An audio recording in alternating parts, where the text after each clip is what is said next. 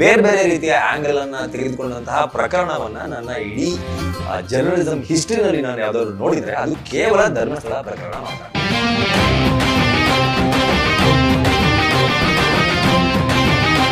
ಏನ್ ಬುರುಡೆ ಬಿಡ್ತಾರೆ ಬಿಡ್ತಾರೆ ಬಿಡ್ತಾರೆ, ಒಂದು ಲಿಮಿಟ್ ಇರಬೇಕು. ಈ ಪತ್ರದಲ್ಲಿ ಸರ್ಕಾರಕ್ಕೆ ಕಪಾಳ ಮೋಕ್ಷ, ಸರ್ಕಾರದ ವಿರುದ್ಧ ಗರಂ, SIT ವಿರುದ್ಧ ಗರಂ, ಹೀಗೆ ಆ ಲೆಟರ್ನ ಮೂಲ ಆಶಯವನ್ನೇ ಬೇರೆ ರೀತಿ ತಿರುಚಿ ನಿಮ್ಮ ಮುಂದೆ ಇಡುವಂತಹ ಪ್ರಯತ್ನ ಆಗ್ತಾ ಇದೆ. 4-5 ತಿಂಗಳಲ್ಲಿ ನಾವು ನೋಡದೇ ಇರೋ ಹೈಡ್ರಾಮಾಗಳು ಜಗತ್ತಿನ ಯಾವುದೇ ಕೇಸ್ನಲ್ಲಿ ನಾವು ನೋಡಲಿಲ್ಲ.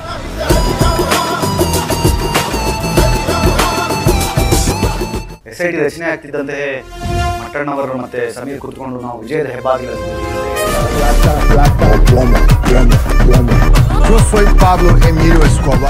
ಚೀಮಾರಿ ಹಾಕ್ಬೇಕಾಗಿದೆ ಬುರುಡೆ ಮಾಧ್ಯಮಗಳಿಗೆ. ಇಲ್ಲಿಯೇ ತನಕ ಬುರುಡೆ ಗ್ಯಾಂಗ್ ಮಾಡ್ಕೊಂಡು ಬಂದಿದ್ದೇನೋ, ಬುರುಡೆ ಗ್ಯಾಂಗ್ ಸಂಬಂಧಪಟ್ಟ ಮಾಧ್ಯಮ ಮಾಡ್ಕೊಂಡು ಬಂದಿದ್ದೇನೋ, ಬರೀ ಸುಳ್ಳುಗಳನ್ನು ಹೇಳೋದು, ಬರೀ ಜನರನ್ನ ಹಾದಿ ತಪ್ಪಿಸೋದು.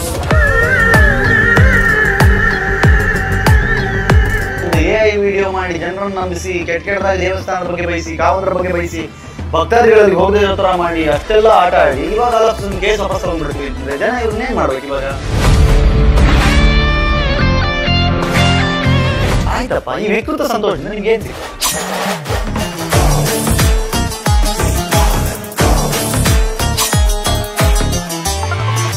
ಹಾಯ್, ಎಲ್ರಿಗೂ ನಮಸ್ಕಾರ. ನೀವು ನೋಡ್ತಾ ಇದ್ದೀರಾ ಸ್ಪೀಡ್ ಪ್ಲಸ್ ಕರ್ನಾಟಕ. ನಾನು ನಿಮ್ಮ ಮಂಜು ಗೌಡ. ಧರ್ಮಸ್ಥಳ ಪ್ರಕರಣ ದಿನದಿಂದ ದಿನಕ್ಕೆ ಪ್ರತಿಯೊಂದು ಕ್ಷಣದಲ್ಲೂ ಬೇರೆ ಬೇರೆ ರೀತಿಯ ಆ್ಯಂಗಲನ್ನು ತೆಗೆದುಕೊಂಡಂತಹ ಪ್ರಕರಣವನ್ನು ನನ್ನ ಇಡೀ ಜರ್ನಲಿಸಂ ಹಿಸ್ಟ್ರಿನಲ್ಲಿ ನಾನು ಯಾವುದಾದ್ರು ನೋಡಿದರೆ ಅದು ಕೇವಲ ಧರ್ಮಸ್ಥಳ ಪ್ರಕರಣ ಮಾತ್ರ. ಏನು ಬುರುಡೆ ಬಿಡ್ತಾರೆ ಬಿಡ್ತಾರೆ ಬಿಡ್ತಾರೆ, ಒಂದು ಲಿಮಿಟ್ ಇರಬೇಕು ಬುರುಡೆ ಬಿಡೋದಕ್ಕೆ. ಆದರೆ ಇವರಿಗೆ ಆ ತರಹದ ಯಾವುದೇ ರೀತಿಯ ಲಿಮಿಟ್ಗಳು ಇರುವ ಹಾಗೆ ಕಾಣಿಸ್ತಾ ಇಲ್ಲ ಈ ಬುರುಡೆ ಗ್ಯಾಂಗ್ಗೆ, ಜೊತೆಗೆ ಈ ಬುರುಡೆ ಗ್ಯಾಂಗನ್ನು ಸಪೋರ್ಟ್ ಮಾಡುವಂತಹ ಕೆಲವು ಬುರುಡೆ ಮಾಧ್ಯಮಗಳಿಗೆ. ನಿನ್ನೆಯಿಂದ ಮತ್ತೊಂದು ಡಿಸ್ಕಷನ್ ಸ್ಟಾರ್ಟ್ ಆಗಿದೆ. ಏನು? ರಾಜ್ಯ ಮಹಿಳಾ ಆಯೋಗದ ಅಧ್ಯಕ್ಷರಾಗಿರುವಂತಹ ನಾಗಲಕ್ಷ್ಮಿ ಚೌಧರಿ ಅವರು ಸರ್ಕಾರಕ್ಕೆ ಮತ್ತೊಂದು ಪತ್ರವನ್ನು ಬರೆದಿದ್ದಾರೆ.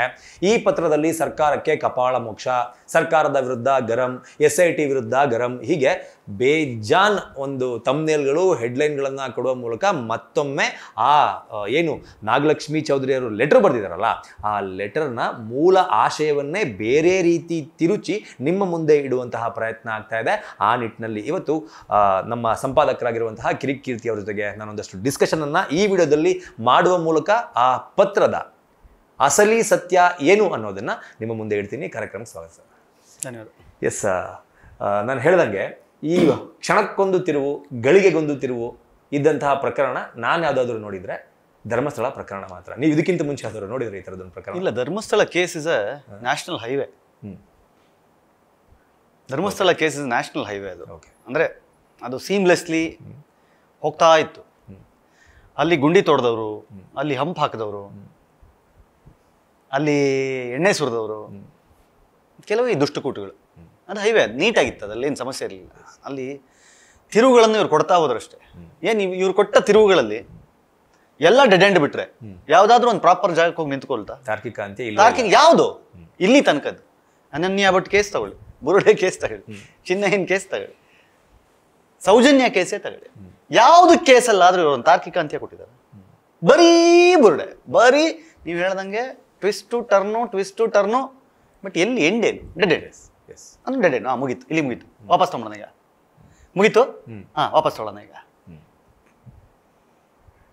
ಯಾರಿಗಾನ ರಸ್ತೆಯಲ್ಲಿ ಹೋಗ್ತಾ ಇದ್ದವನಿಗೆ ಅಥವಾ ಓಡ್ತಾ ಇದ್ದವನಿಗೆ ಬಾಳೆಹಣ್ಣು ಸಿಪ್ಪೆಗಳನ್ನು ಹೆಸ್ತು ಅವನು ಜಾರಿ ಬೀಳೋ ಥರ ಮಾಡಿ ಬಿದ್ದಾದ್ಮೇಲೆ ನಾನು ಸಿಪ್ಪೆ ಎತ್ಬಿಡ್ತೀನಿ ವಾಪಸ್ಸು ಅಂತಂದರೆ ಆಗತ್ತ ಅದಂಗೆ?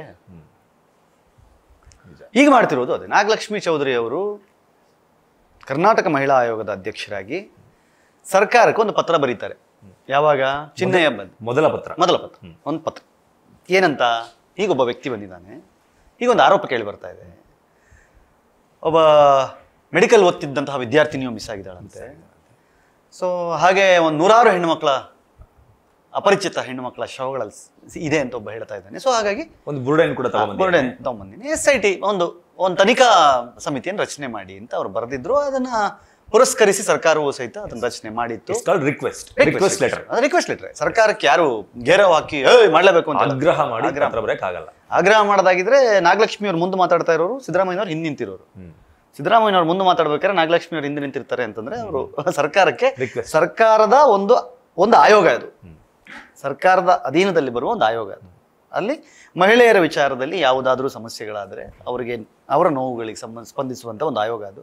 ಸೊ ಹಾಗಾಗಿ ಅಲ್ಲಿ ಒಂದಿಷ್ಟು ಹೆಣ್ಣು ಮಕ್ಕಳ, ಕೆಲವ್ರ ಪ್ರಕಾರ 100, ಕೆಲವ್ರ ಪ್ರಕಾರ 1000 ಹೆಣ್ಣು ಮಕ್ಕಳ ಅತ್ಯಾಚಾರ ಆಗಿದೆ ಮತ್ತು ಶವಗಳನ್ನು ಹೂಳಲಾಗಿದೆ ಅಂತ ಹೇಳಿದ ಮೇಲೆ ಒಂದು ಮಹಿಳಾ ಆಯೋಗ, ರಾಜ್ಯ ಸರ್ಕಾರದ ಅಧೀನದಲ್ಲಿರುವ ಒಂದು ಮಹಿಳಾ ಆಯೋಗ ಅಫ್ಕೋರ್ಸ್ ಬಂದೇ ನಮ್ಮ ರಾಜ್ಯದ ಮಹಿಳೆಯರಿಗೆ ಹಿಂಗೆ ಅನ್ಯಾಯ ಆಗಿದೆ ಅಂತ ಅನ್ಸುತ್ತೆ, ನಾವು ಅದಕ್ಕೆ ನ್ಯಾಯ ಕೊಡಿಸ್ಬೇಕು ಅಂತ ಬರೋದ್ರಲ್ಲಿ ಯಾವ ತಪ್ಪು ಇಲ್ಲ. ಬಂದರು, ಅವರು ಲೆಟರ್ ಹಾಕಿದ್ರು. ಲೆಟರ್ಗೆ ಸಿದ್ದರಾಮಯ್ಯ ರೆಸ್ಪಾಂಡ್ ಮಾಡಿದ್ರು. ಇನ್ ದ ಸೆನ್ಸ್ SIT ಅನ್ನು ರಚನೆ ಮಾಡಿದ್ರು. ಹೇಳಿದ್ರು ಅವ್ರು ತುಂಬ ಸ್ಪಷ್ಟವಾಗಿ, ಅವರು SIT ರಚನೆ ಮಾಡಬೇಕಾದ್ರೆ ಮಹಿಳಾ ಆಯೋಗದಿಂದ ನಮಗೆ ಪತ್ರ ಬಂದಿತ್ತು ಅನ್ನೋದನ್ನು ಸಹಿತ ಅವರು ಉಲ್ಲೇಖಿಸಿದ್ರು. ಅಂದ್ರೆ ಅಲ್ಲಿವರೆಗೂ ಕೂಡ, ಅಲ್ಲಿಂದ ಇಲ್ಲಿವರೆಗೂ ಕೂಡ ಎಲ್ಲವೂ ಕೂಡ ಆ ಲೆಟರ್ನ ಆಧಾರದ ಮೇಲೆ ನಡೆದಿದೆ. ಅವ್ರು ಏನ್ ಕೇಳಿದ್ರು, ಒಂದು ಸ್ಪೆಷಲ್ ಇನ್ವೆಸ್ಟಿಗೇಷನ್ ಟೀಮ್ ಕೇಳಿದ್ರು, ಒಂದಿಷ್ಟು ಆಫೀಸರ್ಗಳನ್ನ ಹಾಕಿ ಅಲ್ಲಿ ನಡೆದಂತಹ ಸಾವು ನೋವುಗಳು, ಅಂದ್ರೆ ಬರೀ ಬುರುಡೆ ಅವನು ಬಂದಿರೋ ವಿಚಾರ ಮಾತ್ರ ಅಲ್ಲ, 20 ವರ್ಷದ ಅವಧಿಯಲ್ಲಿ ಏನೇನು ನಡೆದಿದೆ ಅದನ್ನೆಲ್ಲ ಒಂದಿಷ್ಟು ಮಾಹಿತಿಯನ್ನು ಕಲೆ ಹಾಕಿ ಅದಕ್ಕೆ ತನಿಖೆಗೆ ಒಳಪಡಿಸಬೇಕು ಅನ್ನುವ ಕಾರಣಕ್ಕೆ ಅವ್ರು ಏನು ಪತ್ರ ಬರೆದಿದ್ರು. ಅದಕ್ಕೆ ಪೂರಕವಾಗಿ ಸರ್ಕಾರ ಏನ್ ಮಾಡ್ಬೇಕು ಅದನ್ನೆಲ್ಲವನ್ನು ಮಾಡಿ. ಸುಜಾತಾ ಭಟ್, ಅನನ್ಯ ಭಟ್ ಮೆನ್ಷನ್ ಮಾಡಿದ್ರು. ಮೆಡಿಕಲ್ ವಿದ್ಯಾರ್ಥಿನಿ ಒಬ್ಬರ, ವೈದ್ಯಕೀಯ ವಿದ್ಯಾರ್ಥಿನಿ ಒಬ್ಬರ ಅಪಹರಣ ಮತ್ತು ಸಾವು ಅಥವಾ ನಾಪತ್ತೆ ಪ್ರಕರಣಕ್ಕೆ ಸಂಬಂಧಪಟ್ಟಂತೆ ಎಲ್ಲ ಆಯ್ತು. ಈ ಕಳೆದ 4-5 ತಿಂಗಳಲ್ಲಿ ನಾವು ನೋಡದೇ ಇರೋ ಹೈಡ್ರಾಮಾಗಳು ಜಗತ್ತಿನ ಯಾವುದೇ ಕೇಸ್ನಲ್ಲಿ ನಾವು ನೋಡ್ಲಿಕ್ಕಿಲ್ಲ. ಅಂದ್ರೆ ಸಾಕ್ಷಿಯಾಗಿ ಅಷ್ಟೆಲ್ಲ ಹೈಡ್ರಾಮಾ. ಏನು SIT ರಚನೆ ಆಗ್ತಿದ್ದಂತೆ ಮಟ್ಟಣ್ಣವರು ಮತ್ತೆ ಸಮೀರ್ ಕುತ್ಕೊಂಡು ನಾವು ವಿಜಯದ ಹೆಬ್ಬಾಗಿಲಲ್ಲಿದ್ದೀವಿ ಅಂತ ಹೇಳಿದ್ದೇನು, ದಿನವೂ ಅವ್ರದ್ದೊಂದೊಂದು ವಿಡಿಯೋಗಳೇನು, ವಿಡಿಯೋದಲ್ಲಿ ಇವತ್ತು 10 ಶವ ಸಿಕ್ತು, 5 ಶವ ಸಿಕ್ತು ಹೇಳಿದ್ದೇನು, ದಿನವೂ ನನ್ನ ಕತೆ ಎಲ್ಲವನ್ನು ನೋಡಿದ್ವಿ. ಮೊಹಂತಿ ಸರ್ನ, ಅನುಚಿತ್ ಅವ್ರನ್ನ ಹೊಗಳಿದ್ದು ಅಯ್ಯೋ ಅಲ್ಲ, ನಮ್ಮ ಸಾಹೇಬ್ರ ಬಗ್ಗೆ ನಮ್ಗೆ ಗ್ಯಾರಂಟಿ ಇದೆ, ಸಾಹೇಬ್ರು ಇದನ್ನು ಮುಗಿಸ್ಬಿಡ್ತಾರೆ, ಸಾಹೇಬ್ರು ನಮ್ಗೆ ನ್ಯಾಯ ಕೊಡಿಸ್ತಾರೆ, SIT ರಚನೆ ಆಗೋದಲ್ಲ, ಯಾರು ಲೀಡ್ ಮಾಡ್ತಾರೆ ಅನ್ನೋದನ್ನು ಸಹಿತ ಅವರೇ. ಅಂದ್ರೆ ADGP ರ್ಯಾಂಕಿಂಗ್ ಅಲ್ಲಿ ಇರೋರು ಬೇಕು ಅಂತಂದಾಗ ADGP ರ್ಯಾಂಕಿಂಗ್ ಅಲ್ಲಿ ಟಾಪ್ ಅಲ್ಲಿ ಇದ್ದವರು ಮೊಹಂತಿ ಸರ್ ಅವರೇ ಬರಬೇಕು ಅನ್ನೋದಿಲ್ಲ. ಎಲ್ಲ okay fine, everything is as your wish, as your request. ಏನು ಬೇಕದು ಎಲ್ಲವೂ ಆಯ್ತು. ಇಷ್ಟು ದಿನ ಆಯ್ತು, ಎಲ್ಲವೂ ಆಯ್ತು. ಅಲ್ಲಿ ಅಗದಿದ್ದಾಯ್ತು, ಗುಂಡಿಗಳನ್ನು ತೋಡಿದ್ದಾಯ್ತು, ಮಾರ್ಕ್ ಮಾಡಿದ್ದಾಯ್ತು, ಎಲ್ಲವೂ ಆಯ್ತು. ಅಲ್ಲಿ ಏನೂ ಸಿಗದೆ ಹೋಯ್ತು. ಚಿನ್ನಯ್ಯ ತಪ್ಪೊಪ್ಕೊಂಡಿದ್ದಾಯ್ತು, ಚಿನ್ನಯ್ಯ ತಪ್ಪೊಪ್ಪಿಕೊಂಡು ಜೈಲಿಗೆ ಹೋಗಿದ್ದು ಆಯ್ತು. ಇವ್ರುಗಳ ಮೇಲೆ ತನಿಖೆಗೆ ಬನ್ನಿ ಅಂತ ಹೇಳಿ ನೋಟಿಸ್ 10 ನೋಟಿಸ್ ಕೊಟ್ಟಿದ್ದಾಯ್ತು. ನೋಟಿಸ್ ಕೊಟ್ಟ ಮೇಲೆ ಇವ್ರು ನೋಟಿಸ್ಗೆ ರೆಸ್ಪಾಂಡ್ ಮಾಡದೇನೆ ತಪ್ಪಿಸ್ಕೊಂಡು ಓಡಾಡಿದ್ದಾಯ್ತು, ಅಪ್ಸ್ಕೊಂಡಾಗಿದ್ದಾಯ್ತು. ತಲೆ ಎತ್ತಿ ಮೆರಿತಾ ಇದ್ದವರು, ಸ್ಟೇಷನ್ ಎದುರುಗಡೆ ನಿಂತು ರಾತ್ರಿ 1:30 ನಗಾಡ್ಕೊಂಡು ಫೋಟೋ ಹಾಕ್ತಾ ಇದ್ದವರು, ಪೊಲೀಸ್ನವ್ರು ಬರೋಕ್ಕೆ ಮುಂಚೆ ಅಲ್ಲಿಂದ ಕಾಲು ಕಿತ್ತು ಓಡಿದ್ದಾಯ್ತು. ಅದಾದಮೇಲೆ ಕೇಸೇ ವಾಪಸ್ ತಗೊಂಡ್ಬಿಡ್ತೀವಿ, ನಮ್ಗೆ ಆ ಕೇಸ್ 39/2025 ಆ ಕೇಸು ದಯವಿಟ್ಟು FIR ನ ಕ್ಯಾನ್ಸಲ್ ಮಾಡ್ಬಿಡಿ ಅಂತ ಕೋರ್ಟಿಗೆ ಹೋಗಿದ್ದಾಯ್ತು. ಈಗ ನವೆಂಬರ್ 12 ತನಕ ಅವರೇ ಸರಿಯಾಗಿ ತನಿಖೆಯನ್ನು ಮಾಡಿಲ್ಲ ಅಂತ ಹೇಳಿದ್ದು ಆಯ್ತು. ಅದು ಇದೇನು ಬಸ್ತಲ್ಲ, ಕೋರ್ಟಲ್ಲಿ ಅವ್ರನ್ನೇ ಪಾರ್ಟಿ ಆಪೋಸಿಟ್ ಪಾರ್ಟಿನೂ ಮಾಡಿದ್ದ, ಎಲ್ಲ ಆಯ್ತು, ಓಕೆ ಡನ್. ಈಗ ಅದಾದ್ಮೇಲೆ ನಾಗಲಕ್ಷ್ಮಿ ಚೌಧರಿ ಅವರು ಒಂದು ಪತ್ರ ಬರೀತಾರೆ, ಎರಡನೇ ಲೆಟರ್. ಅಂದ್ರೆ ನಾವು ಏನು ರಿಕ್ವೆಸ್ಟ್ ಮಾಡಿದ್ವೋ ಅದರ ಆಧಾರದ ಮೇಲೆ ಸರ್ಕಾರ SIT ರಚನೆ ಮಾಡಿತ್ತು, ತನಿಖೆಯನ್ನು ನಡೆಸಿತ್ತು, ವಿಶೇಷ ಅಧಿಕಾರಿಗಳನ್ನು ಹಾಕಲಾಗಿತ್ತು. ಆದರೆ ನಮಗಿರುವ ಒಂದು ಅನುಮಾನ ಏನು ಅಂತಂದರೆ, ಕೇವಲ ಚಿನ್ನಯ್ಯನ ಹೇಳಿಕೆ ಆಧಾರದ ಮೇಲೆ ಅಲ್ಲಿ ನೀವು ಉತ್ಖನನ ಕಾರ್ಯವನ್ನು ಮಾಡಿದ್ದೀರೋ ಅಥವಾ ಅಲ್ಲಿ ಬೇರೆ ಯಾವುದಾದ್ರೂ ಹೆಣ್ಣು ಮಕ್ಕಳ ಶವಗಳು ಸಿಕ್ಕಿದೆಯೋ, ಅಲ್ಲಿನ ಫಾರೆಸ್ಟ್ ಏರಿಯಾದಲ್ಲಿ ಸಿಕ್ಕಿರುವಂತಹ ಹೆಣ್ಣು ಮಕ್ಕಳ ಶವ ಹೆಣ್ಣು ಮಕ್ಕಳದ್ದೋ ಅಲ್ಲವೋ ಅನ್ನೋದ್ರ ಬಗ್ಗೆ ನಮ್ಗೆ ಇನ್ನೂ ರಿಪೋರ್ಟ್ ಬಂದಿಲ್ಲ. ಆ ಕುರಿತಂತೆ ಮಾಹಿತಿಯನ್ನ ನಮ್ಮ ಜೊತೆ ಹಂಚ್ಕೋಬೇಕು, ಅಥವಾ ಅದಕ್ಕೆ ಆ ಕುರಿತಂತೆ ಏನೇನು ಆಗಿದೆ ತನಿಖೆ ಅದನ್ನು ನಮಗೆ ವರದಿಯನ್ನು ಸಲ್ಲಿಸಬೇಕು ಅನ್ನೋ ಅರ್ಥದಲ್ಲಿ ಪತ್ರ ಬರೆದಿದ್ದಾರೆ ಅಷ್ಟೇ. ಬಿಟ್ರೆ ಅದರಲ್ಲಿ ಇನ್ನೇನೂ ಇಲ್ಲ. ಅದ್ರಲ್ಲಿ ಮತ್ತೆ ಮೆನ್ಷನ್ ಮಾಡ್ತಾರೆ, ವೈದ್ಯಕೀಯ ವಿದ್ಯಾರ್ಥಿನಿಯ ನಾಪತ್ತೆ ಪ್ರಕರಣಕ್ಕೂ ಸಂಬಂಧಿಸಿದಂತೆ ನಾವು ಪತ್ರವನ್ನ ಬರೆದಿದ್ದೆವು. ಈಗ ಅದು ಸುಳ್ಳು ಅಂತ ಆದ್ರೆ ಛೀಮಾರಿ ಹಾಕಬೇಕಾಗಿದೆ ಬುರುಡೆ ಮಾಧ್ಯಮಗಳಿಗೆ, ಯಾಕಂದ್ರೆ ನಂಬಿಸಿದ್ದು ಅವರು. ಹೌದು. ಇವತ್ತು ನಾಗಲಕ್ಷ್ಮಿ ಅವರ ಪತ್ರವನ್ನ ಇವರಿಗೆ ಬೇಕಾದಾಗಿ ಓದ್ಕೊಂಡು ಪತ್ರದ ಉಲ್ಲೇಖ ಮಾತ್ರ ಮಾಡಿ ಪತ್ರವನ್ನು ತೋರಿಸಿದ್ದೇನೆ. ಇವಾಗ ನಾವು ಸ್ಕ್ರೀನ್ ಮೇಲೆ ತೋರಿಸ್ತಾ ಇದ್ದೀವಿ ಪತ್ರವನ್ನು, ಸ್ಕ್ರೀನ್ ಮೇಲೆ ಪತ್ರವನ್ನು ತೋರಿಸ್ತಾ ಇದ್ದೀವಿ ನಾವು. ನಾಗಲಕ್ಷ್ಮಿ ಅವರು ಯಾಕೆ ಧರ್ಮಸ್ಥಳದವ್ರನ್ನ ಬಿಟ್ರಿ, ಯಾಕೆ ಅವ್ರನ್ನೆಲ್ಲ ಹಂಗೆ ಬಿಟ್ಬಿಟ್ರಿ, ಯಾಕೆ ಅವ್ರ ಮೇಲೆ ಆಕ್ಷನ್ ತಗೊಂಡಿಲ್ಲ ಅಂತ ಬರ್ದಿಲ್ಲ. ಒಂದ್ ಸಿಂಗಲ್ ಪದ ಕೂಡ ಇಲ್ಲ ಅದರಲ್ಲಿ, ಒಂದ್ ಸಿಂಗಲ್ ವರ್ಡ್ ಕೂಡ ಇಲ್ಲ. ಆದ್ರೆ ಇವ್ರು ಅದನ್ನ ತಗೊಂಡೋಗಿ ಅದಕ್ಕೆ ಹ್ಯಾಂಗ್ ಮಾಡ್ತಾರೆ. ಎಲ್ಲ ನಾನು ಹೇಳ್ತಾನೆ, ಇವ್ರಿಗೆ ಏನ್ ಗೊತ್ತಾ, ಇವಾಗ ಎಲ್ಲಿಗೆ ಬಂದಿದ್ದಾರೆ ಅಂತಂದ್ರೆ, ಮುಂಚೆ ಸುಳ್ಳುಗಳನ್ನ ಹೇಳಿ ಸಂಭ್ರಮಿಸೋದು. ಇವಾಗ ಏನಾದ್ರೂ ಒಂದಿಷ್ಟು ಸಿಕ್ಬಿಟ್ರೆ ಅಂದ್ರೆ ಏನೋ ಒಂದು ಸಿಕ್ಬಿಟ್ರೆ ಸಾಕು, ಅದಕ್ಕೊಂದು ಹೊಸ ತಿರುವು ಕೊಟ್ಟು ಬೇರೆ ಆಂಗಲ್ ಕೊಟ್ಟು ಅವ್ರಿಗೆ ಬೇಕಾದಂಗೆ ಅದನ್ನ ತಿರುಚಿ ಜನರ ಮುಂದೆ ಹೇಳೋದು. ಜನ ಈಗ ಆ ಲೆಟರ್ ನನಗೆ ಸಿಗುತ್ತೆ, ನಿಮ್ಗೆ ಸಿಗುತ್ತೆ, ಜನಕ್ಕೆ ಸಿಗುತ್ತಾ? ಹೌದು. ಯಾರು ಕೂಡ ಸ್ಕ್ರೀನ್ ಮೇಲೆ ಕಂಪ್ಲೀಟ್ ಲೆಟರ್ ನ ಹಾಕಿ ಓದೋ ಪ್ರಯತ್ನ ಆಮೇಲೆ ಈಗ ಟಿವಿಯಲ್ಲಿ ಬರೋ ಹಿಂಗ್ ತೋರಿಸಿದ್ದನ್ನ ಅವರು ಏನ್ ಸ್ಕ್ರೀನ್ ಶಾಟ್ ಹೊಡ್ಕೊಂಡು ಓದಕ್ಕಾಗುತ್ತಾ? ಇಲ್ಲ, ಆಗಲ್ಲ. ಏನ್ ಮಾಡ್ತಾರೆ ಇವರು? ಇವ್ರೇನ್ ಓದಿದ್ರು ಅದೇ ನಿಜ ಅನ್ಕೋತಾರೆ. ಇವ್ರು ಮಾಡಿದ್ದು ಅದನ್ನೇ ಅಲ್ವಾ? ಇಲ್ಲಿಯೇ ತನಕ ಬುರುಡೆ ಗ್ಯಾಂಗ್ ಮಾಡ್ಕೊಂಡ್ ಬಂದಿದ್ದೇನೋ, ಬುರುಡೆ ಗ್ಯಾಂಗ್ ಸಂಬಂಧಪಟ್ಟ ಮಾಧ್ಯಮಗಳು ಮಾಡ್ಕೊಂಡ್ ಬಂದಿದ್ದೇನೋ, ಬರೀ ಸುಳ್ಳುಗಳನ್ನ ಹೇಳೋದು, ಬರೀ ಜನರನ್ನ ಹಾದಿ ತಪ್ಪಿಸೋದು. ಎಲ್ಲಿ ಅವತ್ತು ಹೇಳಿದ್ರಲ್ಲ ನೀವು 8 ತೋರಿಸಿ ನೋಡೋಣ. ಈಗ ಎಲ್ಲಿದೆ ಅದು ತೋರಿಸಿ. ಖುದ್ದು ಸ್ಪೆಷಲ್ ಪಬ್ಲಿಕ್ ಪ್ರಾಸಿಕ್ಯೂಟರ್ ಕೋರ್ಟ್ ಅಲ್ಲಿ ಷಡ್ಯಂತ್ರ ನಡೆದಿದೆ ಧರ್ಮಸ್ಥಳದ ವಿರುದ್ಧ ಅಂತ ಹೇಳಿದ್ರಲ್ಲ, ಏನಂತಾರೆ ಇವರು?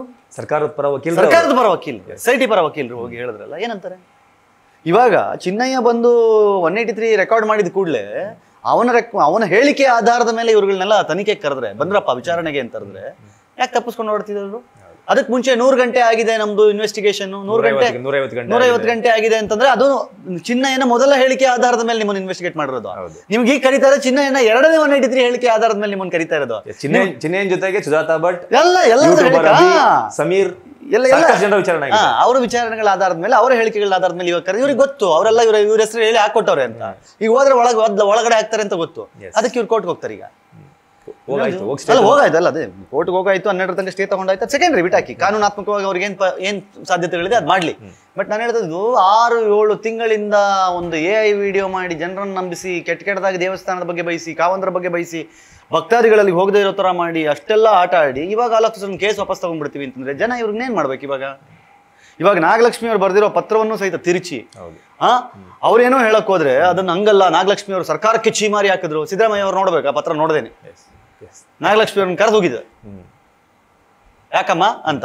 ಏನ್ ಸರ್ಕಾರಕ್ಕೆ ಚೀಮಾರಿ ಹಾಕಂತದ್ದೇನಿದೆ? ಅವ್ರು ಏನ್ ಕೇಳಿದ್ದಾರೆ?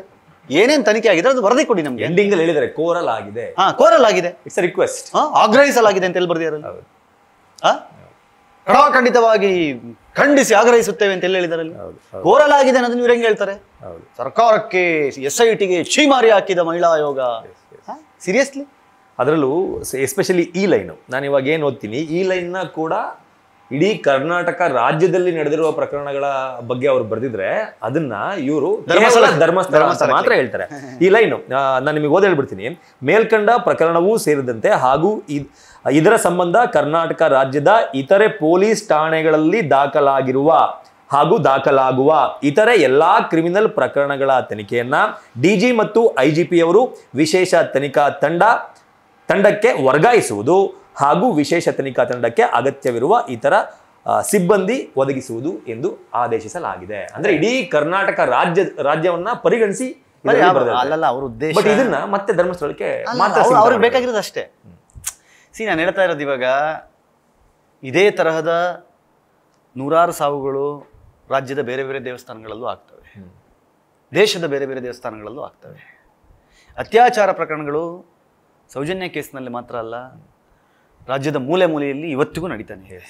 ಯಾವುದಕ್ಕಾದ್ರೂ ಈ ಬುರುಡೆ ಗ್ಯಾಂಗ್ ಒಂದೇ ಒಂದಿನ ಧ್ವನಿ ಎತ್ತಿರೋದು, ಒಂದು ನ್ಯಾಯ ಕೊಡಿಸ್ಬೇಕು ಈಕೆಗೆ ಅಂತ ಹೋರಾಡಿರೋದು ಎಲ್ಲಾದ್ರೂ ನೋಡಿದಿರಾ? ಚಾನ್ಸೇ ಇಲ್ಲ, ಬೇಕಾಗಿಲ್ಲ ಇವರಿಗೆ. ಬಟ್ ನಾಗಲಕ್ಷ್ಮಿ ಅವರ ಈ ಲೆಟರು ನೀವು ಹೇಳ್ದಂಗಿದೆ, ಎಲ್ಲಾ ಹೆಣ್ಣು ಮಕ್ಕಳು ಅವರು ಧರ್ಮಸ್ಥಳ ಮಹಿಳಾ ಆಯೋಗ ಅಲ್ಲ, ಅವರು ಕರ್ನಾಟಕ ರಾಜ್ಯ ಮಹಿಳಾ ಆಯೋಗ.